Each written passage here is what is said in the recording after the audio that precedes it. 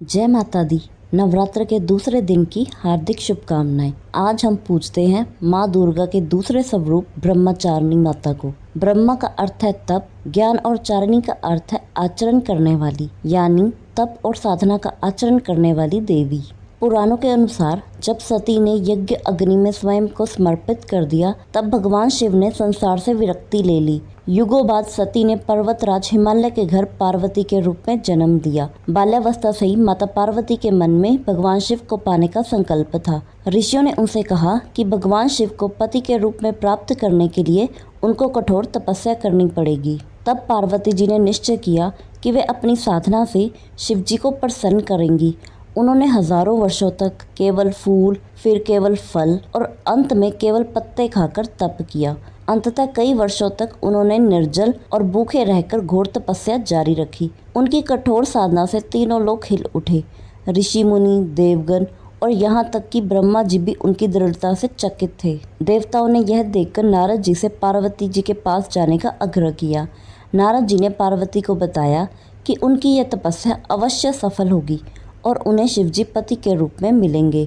नारद जी ने उन्हें यह भी बताया कि उनका यह ब्रह्मचर्य और स्वयं ही उन्हें ब्रह्मचारिणी के रूप में पूजनीय बनाएगा। माँ ब्रह्मचारिणी का स्वरूप अत्यंत सरल, शांत और तेजस्वी है।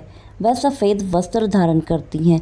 उनके एक हाथ में जपमाला और दूसरे हाथ में कमंडलू रहता है। उनके चरण कमल के समान कोमल है और उनका चेहरा तपस्या से प्रकाशित है। उनका यह रूप हमें स्वयं भक्ति और साधना की शक्ति का प्रतीक दिखाता है। नवरात्र के दूसरे दिन मां ब्रह्मचारिणी की पूजा से साधक को अनंत तप, संयम और इच्छा शक्ति प्राप्त होती है।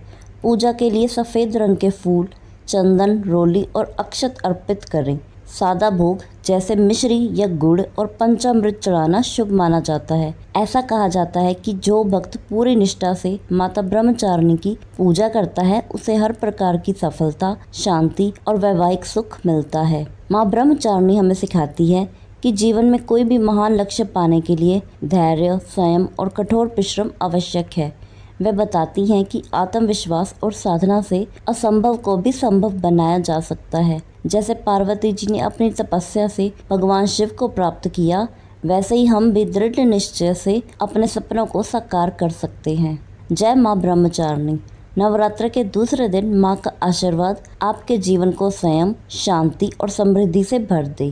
कल हम सुनेंगे तीसरे दिन की देवी माँ चंद्रघंटा की अद्भुत कथा। यदि आपको यह वीडियो पसंद आई हो तो वीडियो को लाइक और चैनल को सब्सक्राइब करना बिल्कुल ना भूलें, ताकि देवी के सभी स्वरूपों की दिव्य कथाएं आप तक पहुंचती रहे। जय माता दी।